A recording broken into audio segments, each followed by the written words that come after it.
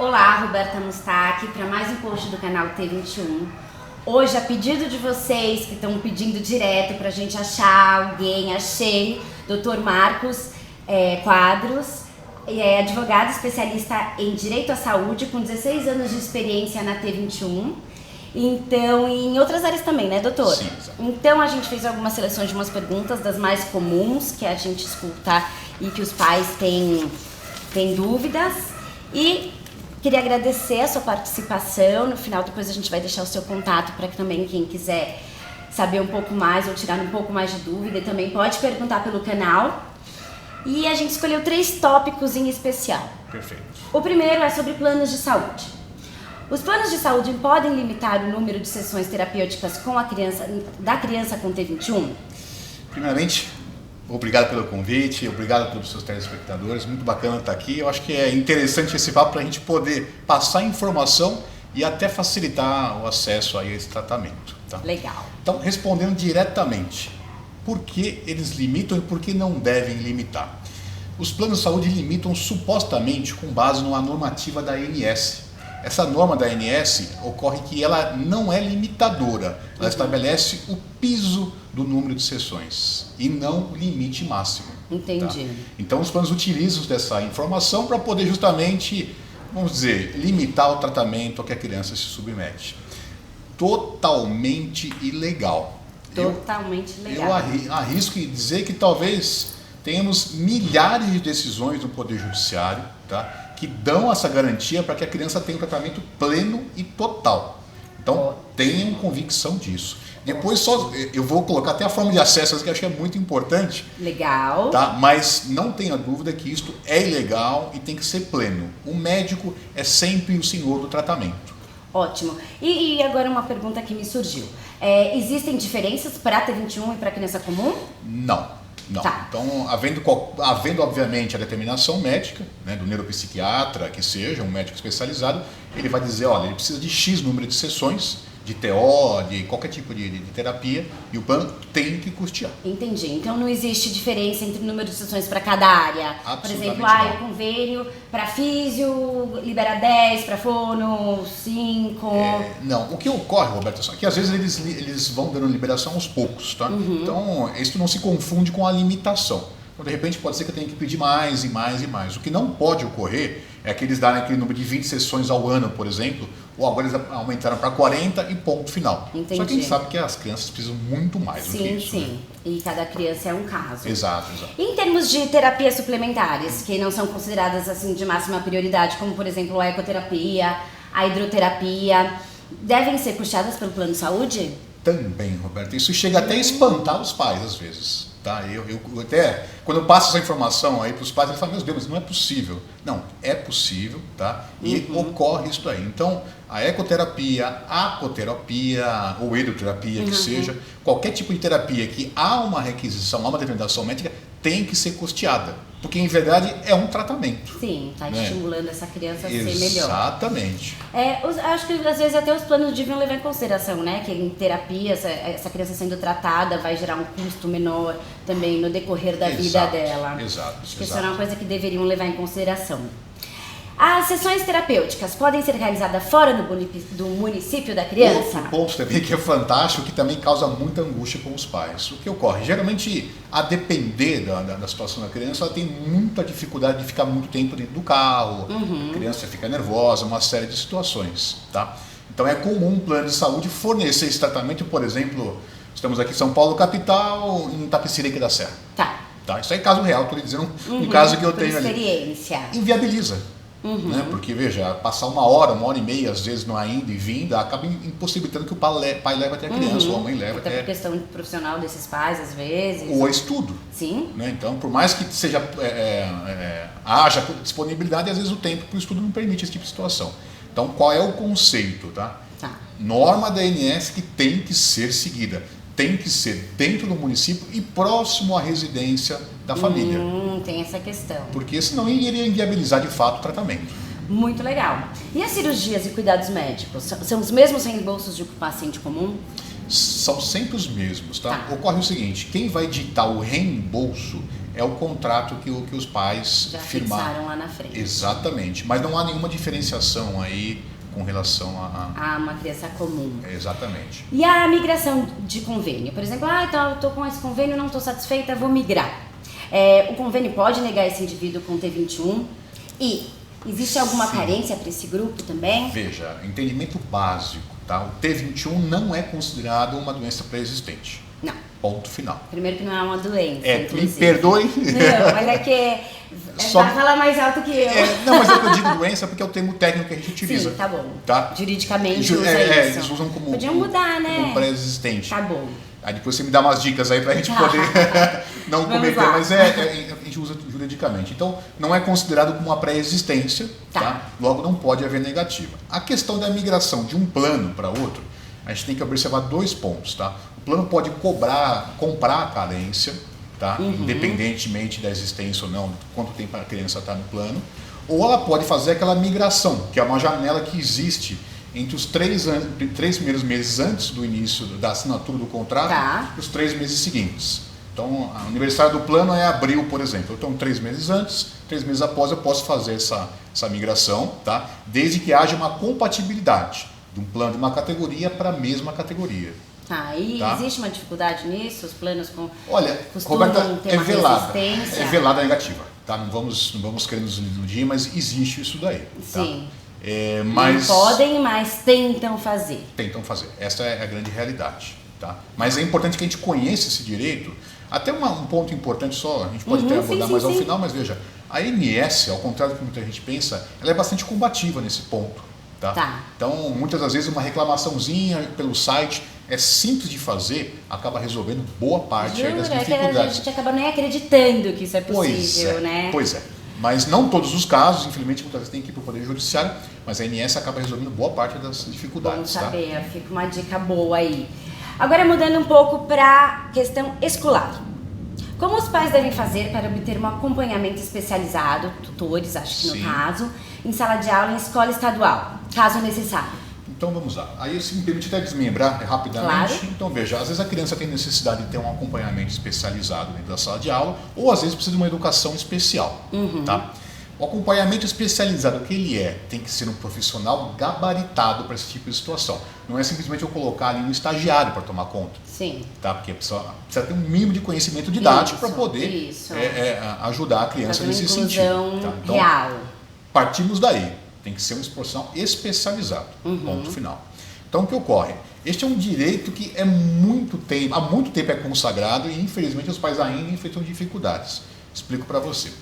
Em 1995, o Ministério Público ingressou com uma ação civil pública estabelecendo esses 2 pontos. Primeiro, a criança, mediante, obviamente, sempre a prescrição médica, que tiver necessidade de um acompanhante em sala de aula, ele não precisa sequer procurar a delegacia de ensino. Tá? Vou disponibilizar o link também. Boa! Uma simples cartinha que ele vai encaminhar para esse endereço que eu vou dizer, que é a Secretaria de Educação, tá? E eles são obrigados a disponibilizar. Caso não disponibilizem, multa diária para o Estado. E isto funciona. Não precisa de advogado, não precisa sequer ir até lá. Depois eu quero saber um pouquinho mais dessas Muito multas, bacana. me lembrem. Muito bacana. E complementando a questão aí, a segunda questão foi com relação a segunda questão é em escolas particulares. Dessa mesma? Caso necessário, como é que eles fazem para conseguirem... Isso. Então, aí, esse seria o ponto que eu vou disponibilizar depois desse link para vocês, que a pessoa consegue. E escolas particulares? Primeiro ponto, não pode haver, em hipótese alguma, majoração do preço da mensalidade. Ponto final. É muito comum e eu também escuto muito isso no escritório. Já escutei também. Olha, preciso ali colocar uma terceira pessoa tal e infelizmente estão me cobrando um valor adicional. Totalmente ilegal. Tá? Já ouvi falar também, doutor, desculpa interromper. Pois não. A interrupção, que eles dividem a mensalidade dessa pessoa a mais, o custo dessa pessoa a mais, pela escola inteira. Isso pode? Isso acontece? Na verdade, o que acontece? Vamos imaginar uma pequena escola com 30 alunos. A gente também tem que ter um pouco de sensibilidade e saber que é difícil para uma pequena escola, né, colocar um terceiro professor para poder ali auxiliar a criança. Ocorre que, infelizmente, tudo na vida há ônus e bônus. Esse ramo de atividade ele requer esse tipo de experiência em que o profissional, ou melhor, o empresário, tem que entender que isso daí. A forma de diluição vai acabar majorando ali um pouco a mensalidade das demais crianças. Mas não aí é livre mercado. Não, tá. nunca para esse. Não, totalmente não. Só observando que a lei de inclusão agora recente que foi promulgada, ela estabelece que é ilegal. Antes existia um entendimento, agora artigo ilegal. de lei, ponto final, passivo inclusive de punição criminal. Então, a partir do momento que o médico solicitar um tutor, um acompanhante em sala, exato, tanto escola pública, através desse link tem um facilitador, e quanto escola privada, particular, é lei que tenha, e essa pessoa não deve ter um custo adicional na mensalidade fora dos outros alunos. Absolutamente não. Certeza. Ótimo. Só se fazer mais uma observação que eu acho que é favor. importantíssima. Muitas das vezes, a depender aí da situação da criança, ela requer uma educação especial, não somente um acompanhante. Sim. Tá? Que é um outro ponto também que causa espanto quando a pessoa tem ciência disso. O Estado, obviamente, ele não tem condições de ter escolas em cada um dos municípios, né, dando assistência para as crianças.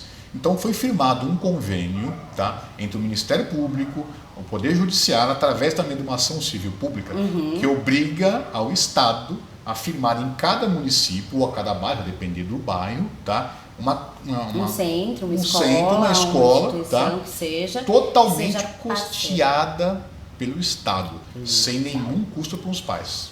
Tá. Então fica essa também, que é super importante. Depois eu obviamente disponibilizo, que eu acho que isso daí é muito Você tem bacana. esse também? Tem também. Legal.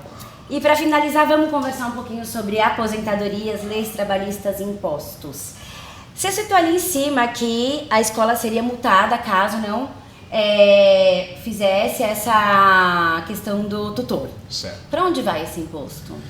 Então veja, essa multa ela é revertida para o Estado, tá? Ela não é revertida diretamente para os pais. Tá? Sim. Deveria ser, mas na prática acaba sendo uma penalidade que em tese serve uma coerção, evitar que a escola cometa esse tipo de ilegalidade. Mas o Estado usaria isso a favor desse grupo?